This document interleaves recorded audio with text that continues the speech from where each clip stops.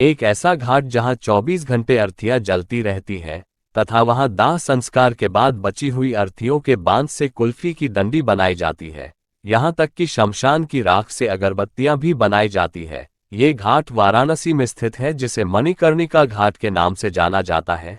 इस घाट के बारे में कहा जाता है कि यहाँ पर दाह संस्कार करवाने से व्यक्ति की आत्मा को मोक्ष की प्राप्ति होती है। यही वजह है कि यहाँ पर रोजाना 100 से 200 शवों का अंतिम संस्कार होता है। तो चलिए आज हम आपको बताते हैं कि इस घाट में ऐसा क्या है कि यहाँ पर दाह संस्कार करने से मोक्ष मिलता है। हिंदुओं के लिए इस घाट को अंतिम संस्कार के लिए सबसे पवित्र माना जाता है। बताया जाता है कि मणिकर्णिका घाट को भगवान शिव ने अनंत शांति का वरदान दिया था।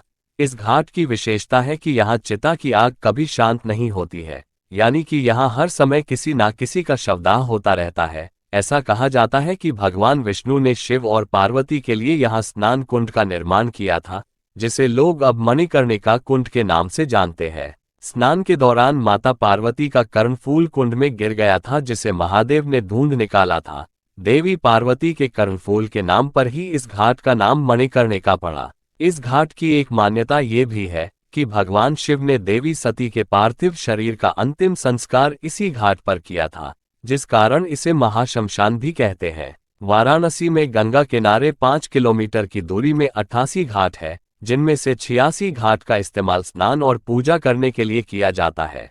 हरिश्चंद्र घाट और मणिकर्णिका घाट दो ऐसी ऐतिहासिक घाट है जहां शव का अंतिम संस्कार किया जाता है। जैसे जैसे यहाँ शव आते हैं वैसे ही फूल, कपड़े, बांस आदि के ढेर बनते जाते हैं। इस ढेर को नमामि गंगे के कर्मचारी उठाते हैं और वही रिसाइकलिंग करते हैं। वहां काम कर रहे सफाई कर्मचारी बताते हैं कि यहाँ घाट पर कुछ भी बेकार नहीं जाता है। शव के पहुंचने के बाद इन अर्थियों को एक किनारे रख दिया जाता है। बाद में अर्थियों का बांस निकाल लिया जाता है और उन्हें बेच दिया जाता है।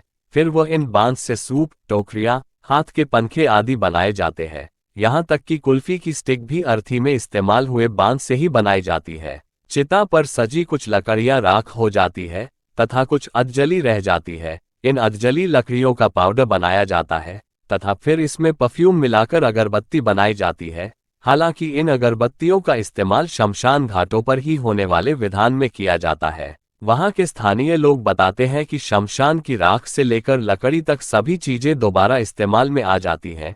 घाट पर शवों के जलने के बाद डोम परिवार के लोग बचे हुए कपड़े को दुकानों में बेच देते हैं। कई बार घी, अगरबत्ती, धूप और दाह संस्कार के विधि विधान में काम आने वाली दूसरी चीजें भी बच जाती है, जिन्हें दुकानों में बेच दिया जाता है और दुकानदार भी खरीद लेते हैं। यहाँ तक कि चिता जलने के बाद जो लकड़ियां बच जाती है उन्हें छोटे होटल, ढाबों आदि में बेच दिया जाता है। और आप जानकर हैरान हो जाएंगे कि इन चिताओं की बची अधजली लकड़ियों से कई घर के चूल्हे भी जलते हैं। मणिकर्णिका और हरिश्चंद्र घाट पर दाह संस्कार के बाद बची हुई लकड़ियों को अघोरियों के यहाँ भी भेजा जाता है। अघोरी इन्हीं अधजली लकड़ियों पर मछलियां पकाकर खाते हैं। मणिकर्णिका घाट महाशमशान है और यहाँ की राख को लोग भभूत के रूप में ले जाते हैं। मणिकर्णिका घाट की होली भी देखने लायक होती है, जो होली के दिन खेली जाती है। यहाँ मृत्यु का मतलब खत्म होना नहीं, बल्कि जीवन की एक नई शुरुआत है।